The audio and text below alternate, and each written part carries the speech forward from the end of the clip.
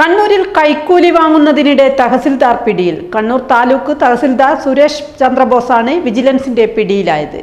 ഒരു പടക്കക്കടയുടെ ലൈസൻസ് പുതുക്കുന്നതിനായി 3000 രൂപ കൈക്കൂലി വാങ്ങിയതിനാണ് ഇയാളെ ശനിയാഴ്ച രാത്രി കല്യാശ്ശേരിയിലെ വാടക വീട്ടിൽ നിന്നും വിജിലൻസ് സംഘം അറസ്റ്റ് ചെയ്തത്. 2 ദിവസം മുമ്പ് പടക്കക്കടയുടെ ഉടമ ലൈസൻസ് പുതുക്കുന്നതിനായി സുരേഷ് ചന്ദ്രബോസിനെ സമീപിച്ചപ്പോൾ 3000 രൂപ കൈക്കൂലി ആവശ്യപ്പെടുകയായിരുന്നു. എന്നാൽ കൈക്കൂലി നൽകി ലൈസൻസ് പുതുക്കേണ്ടെന്ന മറുപടി നൽകിയ കടയുടമ വിവരം വിജിലൻസിനെ അറിയിച്ചു. തുടർന്ന് വിജിലൻസിന്റെ നിർദ്ദേശപ്രകാരം വീണ്ടും തഹസിൽദാരുമായി ബന്ധപ്പെടുകയും പണം നൽകാമെന്ന് അറിയിക്കുകയും ചെയ്തു. തുടർന്നാണ് 8:30 ശേഷം കല്യാശ്ശേരിയിലെ വീട്ടിൽ പണം എത്തിക്കാൻ നിർദ്ദേശിച്ചത്.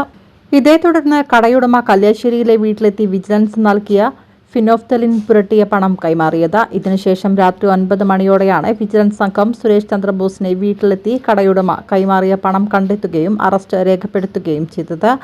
Vigilance DYSP K P. സുരേഷ് ബാബുവിന്റെ നേതൃത്വത്തിൽ ഇൻസ്പെക്ടർ സി. ഷാജു, എസ്.ഐമാരായ M K. Girish, P P. Vijesh, K. Radhakrishnan, S I. C. Vijayasree, A. Sreejith, M. Sajith, gazetted ഓഫീസർമാരായ അനൂപ് പ്രസാദ്, കെ. സച്ചിൻ എന്നിവരുൾപ്പെട്ട സംഘമാണ് സുരേഷ് ചന്ദ്രബോസിന്റെ വീട് റെയ്ഡ് ചെയ്തത്. നേരത്തെയും കൈക്കൂലി വാങ്ങിയതിന് ഇയാൾക്കെതിരെ വിജിലൻസ് കേസുണ്ട്. പടക്കക്കടകളുടെ ലൈസൻസ് പുതുക്കുന്നതിനായി തഹസിൽദാർ വ്യാപകമായി കൈക്കൂലി വാങ്ങുന്നുവെന്ന ആരോപണം ഉയർന്നിരുന്നു.